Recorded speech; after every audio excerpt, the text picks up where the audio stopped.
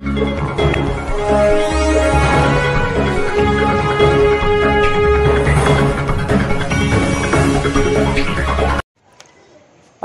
अगस्त 2022 को धुलिया शहर की एंग्लो स्कूल में जमाते उलमा हिंद की तरफ से हिंदू मुस्लिम व सभी धर्मों की एकता के लिए एक प्रोग्राम रखा गया था, जिसकी सदारत मुफ्ती कासिम जिलानी साहब ने निभाई। इस प्रोग्राम में सभी धर्मों के धर्म गुरु भी आए थे। हिंदू समाज की तरफ से गणपति मंदिर के शर्मा जी महाराज, सिख धर्म की तरफ से धीरज सिंह जी, ईसाई धर्म की तरफ से फादर विल्सन रॉडिक के अलावा शहर के आमदार डॉक्टर फारूक साहब भी मौजूद थे। इस प्रोग्राम में सभी पक्षों के ओहदेदारान के अलावा नगर सेवक भी मौजूद थे। इस प्रोग्राम में एकता के बहुत से अहम मुद्दों पर बात की गई। इस प्रोग्राम को हाजी गुफरान सेठ ने तरतीब दी। प्रोग्राम के समय धर्म गुरुओं और आमदार के अलावा रंजीत राजे भोसले, हेमंत मदाने, हाफिज हिफ्जुर रहमान, इरशाद जहागीरदार, महेश मिस्त्री, मुजफ्फर राजा भैया, नगर सेवक अब्दुल लतीफ लल्लू भैया, नगर सेवक मुख्तार मंसूरी, नगर सेवक आमीन पटेल, नगर सेवक सईद बेग, नगर सेवक वसीम अहमद, सहायक नगर सेवक नासिर पठान, सहायक नगर सेवक वसीम मंत्री के अलावा सैकड़ों लोग मौजूद थे। मुझे परवाह नहीं, मुसलमान मेरे बारे में क्या सोचता है या हिंदू क्या मेरे बारे में सोचता है, मैं इसकी परवाह नहीं करता। मैं परवाह इस बात की करता कि हिंदुस्तानी क्या सोचता है, मुसलमान क्या सोचता है, हिंदू क्या सोचता है, इसकी परवाह नहीं। हिंदुस्तानी क्या सोचता है इस बात की जरूरत में मुझे परवाह रहती है। आज यही सब चीजें अभी इन्होंने बोला, वो व्हाट्सएप पे ये जो चीजें, ये चीजें जानबूझकर इसको फॉरवर्ड की जाती है, ताकि कैसा है कि अपने लोगों में, मुसलमानों में तालीम की बहुत जरूरत है। पढ़े लिखे नहीं, अपने लोग जज्बाती ज्यादा है। कुछ मजहबी आया बोले तो ये लोग, देखो मजहब का काम करता है, मगर जहाँ पर सब मिलके रहते हैं तो वहाँ अपने को सबके बारे में सोचना चाहिए। मगर ये सब चीजें ये क्यों होती है, ये करवाई जाती है, इसके लिए भी पैसे दिए जाते हैं।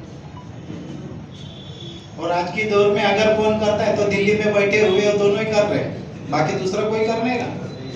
इसके पहले भी घे ना, तुझे शांती करता ते सांगतो, रंगा बिल्ला घाबरत नाही मी, त्याच्याने काय माझी हिंदुत्वाची काही सनद जाणार नाही। जो सही है वो सही बोलने की ताकत हम रखते हैं। शाह साहब भी जाने वाले थे, मैं उनको बोला कि आप बैठो, आपके बारे में भी मुझे 2 लफ्ज बोलना है। तो शाह साहब यहाँ बैठे, पहले इनके बारे में बोलता हूँ। सियासत में मुझे 46 साल हो गए और सक्रिय हूँ। बहुत आमदार आए, खासदार आए सब, मगर इनकी पार्टी क्या है, एमआईएम, कट्टर मुस्लिम वाले। तो इन्होंने तो खाली मुस्लिम भाग में काम करने को आना था। इन्होंने ऐसा किया क्या, विठल मंदिर में कम से कम 50-60 लाख रुपए खर्च, मानाचा गणपति जुंदुले में वहां कम से कम 40-50 लाख रुपए स्वामी समर्थ को दिए। जहां हमको आखिरी में देवपुर में ले जाते, वहां उन्होंने इलेक्ट्रिक विद्युत वाहिनी तक के दी 50 लाख रुपए की। इनके लिए सही दिल से 6 करोड़ ताली बजाओ भाई, 1.5 करोड़ जो हमारे लोगों को नहीं आया वो इन्होंने करके बताया। ठीक है, इलेक्शन आए तो हम एक दूसरे के बातें पढ़ेंगे, वो बात अलग है। मगर आज यहाँ इंसानियत की बात हो रही है, हिंदुस्तानी की बात हो रही है, तो ये बात तो हम यहाँ छाती ठोक के कहेंगे कि जो सही है वो सही है। 2008 में भी बढ़ते रोड पे इन्होंने क्या काम किया था, क्योंकि रोड पे मैं भी था, ये भी थे। वहां तो शिवाजी नगर में तो सब उतना जाकर छोड़ा, तो आजू बाजू में तो सब अपने ही भाई लोग है।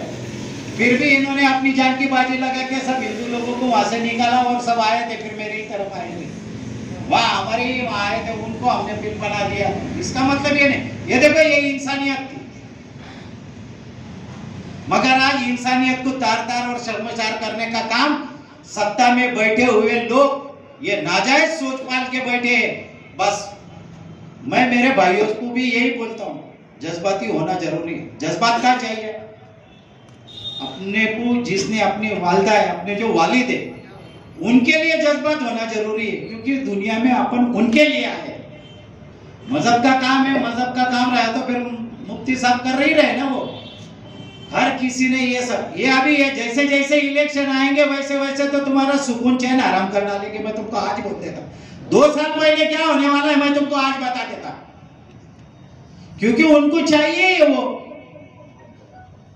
इसका मतलब ये नहीं, अरे आजादी के लिए कुर्बानी हर किसी ने दी, मुसलमानों ने नहीं दी थी क्या?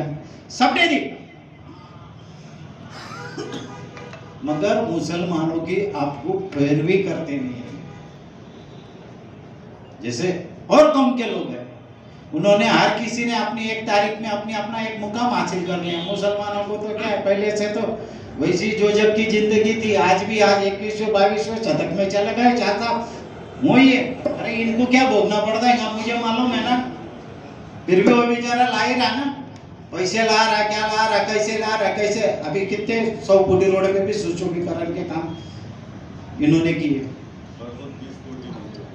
वो बोलो अभी परसों 30 कोटी रुपए, यानी इसके पहले भी हुए, ऐसा नहीं है। अगर ये चाहते तो उनके उनके इलाके में ठीक है, जात है, मजहब है, धर्म है, हर किसी का। जब देखो मजहब की बात आई, हिंदुत्व की बात आई तो हम हमारा ही सोचेंगे, इस्लाम की बात आई तो आप अपना ही सोचने वाले। मगर ये इस बात के लिए खाली कि किसी के कहने पे फंसा दो, ये काम अभी अपने को नहीं करना है। निपुण शर्मा का बयान आया था, इन्होंने नाम नहीं लिया, मैं नाम लेता। निपुण शर्मा का नाम आया था, आखिर में से अपने सब सामान उन्होंने बायकॉट कर दिए थे बड़े बड़े शोरूम में से। गलती किसकी? एक औरत की। मगर भुगतान 140 करोड़ लोगों को हुआ था। अगर कहीं विदेश में जाके कोई कुछ करके आता है तो वो हिंदुस्तान इंडियन आया बोले तो तुम हम सब आ गए, उससे कोई बचता नहीं। हिंदुस्तान की साथ अपन ही खराब कर रहे। और वो कौन क्या कर रहा है वो जाने दो, अपन तो अपना सोच रहे हैं।